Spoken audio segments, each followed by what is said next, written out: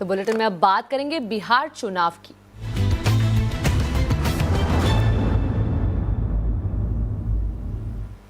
तो बिहार में आज दूसरे और अंतिम चरण के लिए वोट डाले जा रहे हैं। वोटिंग के लिए वोटरों से ज्यादा उत्साह दिख रहा है।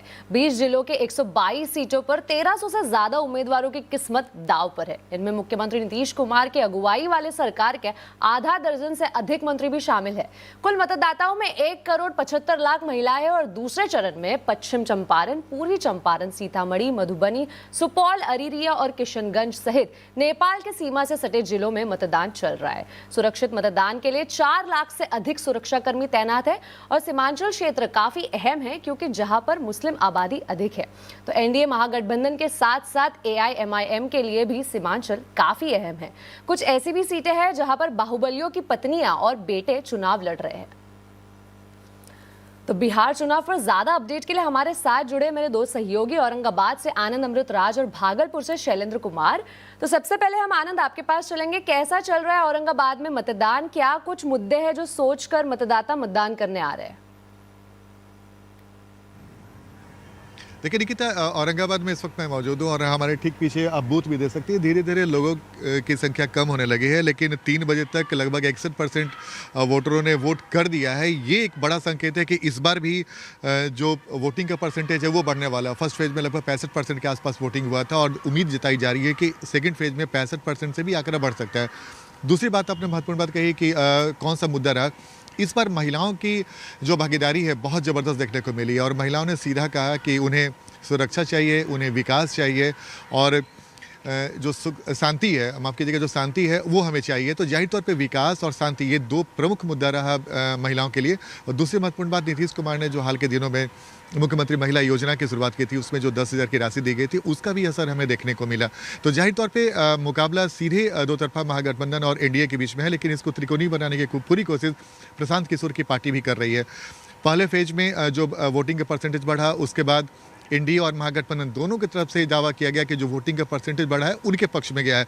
दूसरी चरण में भी जो चुनाव हो रहा है उसमें भी वोटिंग के परसेंटेज बढ़ने के पहले ही दोनों गठबंधन की तरफ से दावा किया जा रहा है कि उन्हें इसका फ़ायदा मिलेगा।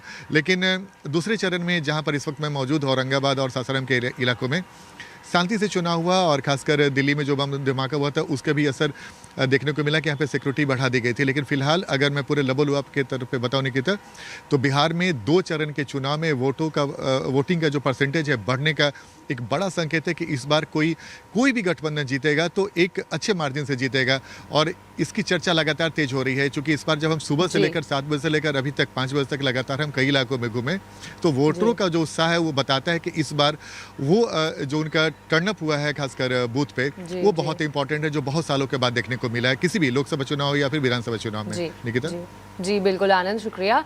शैलेंद्र, आप भागलपुर में मौजूद है, इस बार ग्राउंड पर आप स्थिति क्या है, वोटिंग कैसे चल रही है वहां पर?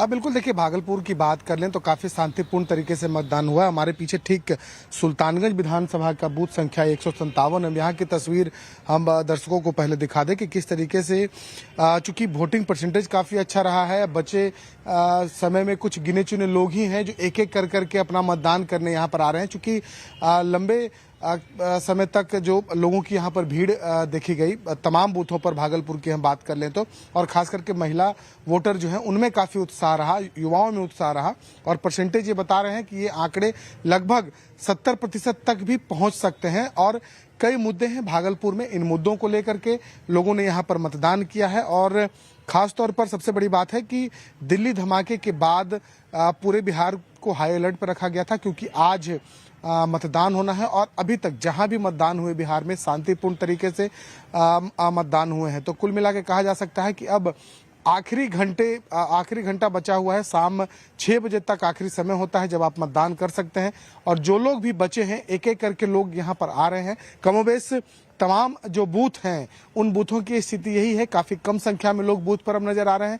चूंकि पहले ही जो लोग हैं वो यहाँ पर बड़ी संख्या में आकर के उन्होंने मतदान किया है और 60% जो मतदान है उससे अधिक शाम के 3 बजे तक के जो आंकड़े हैं वो बता रहे हैं। और अब जब फाइनल आंकड़ा आएगा तो उम्मीद इस बात की जताई जा रही है कि 70% से भी अधिक लोग इस बार वोट कास्ट कर सकते हैं। तो एक बड़ा अपने आप में मामला होता है कि लोग इतने बड़े पैमाने पर वोट कर रहे हैं। और ठीक कहा आनंद जी ने कि जिस तरीके से वोटिंग परसेंटेज बढ़ा है इसका साफ असर है कि जो भी चुनाव जीतेगा, जिसकी भी सरकार बनने जा रही होगी, काफी मजबूती से सरकार बनेगी। जी आप दोनों का बहुत बहुत शुक्रिया इस पूरी जानकारी पर। तो बिहार में एक बार फिर एनडीए की सरकार बनेगी या बदलाव होगा, इस पर